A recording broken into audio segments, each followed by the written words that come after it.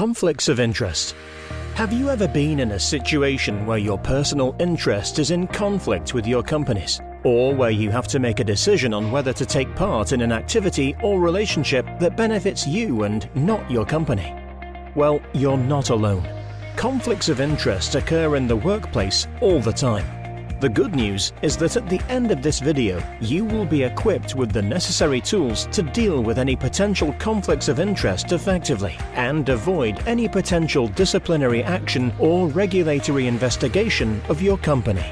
The first step in dealing with any potential conflict of interest is knowing how to recognize it.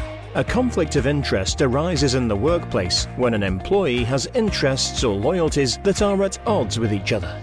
Some of the examples of conflict of interest include an employee having an outside job or company that provides similar services to similar clients as those of his or her full-time employer, an employer dating another employee who reports directly to him/her, hiring a candidate who was a close friend without disclosing the potential conflict of interest, serving on a board where your duties are in conflict with your work responsibilities.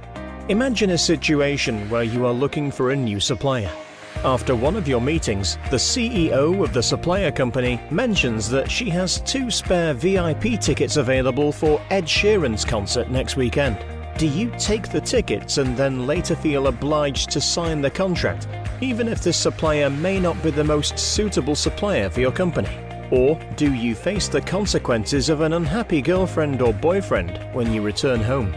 Even if you were going to appoint this supplier anyway, accepting such a gift would have created an appearance that you awarded a contract in exchange of tickets, which would appear unethical and damage your reputation in the eyes of your peers.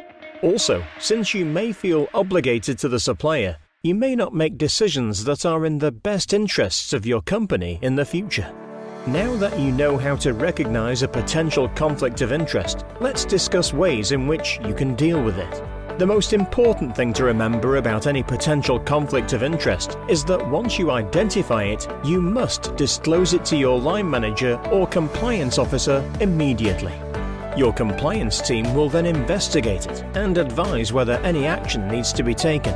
For example, you may need to exclude yourself from any further business dealings related to the conflict. In other words, even if your company is free to do business with another company that is owned by your wife, you may need to remove yourself from the supplier selection process so that the process is fair and impartial. In summary, avoiding conflicts of interest mean that you have to identify them and then immediately disclose them to your line manager or compliance officer. Doing so will make sure that you do business in an ethical and transparent way, and will help you avoid any negative consequences to your career, reputation, and the company.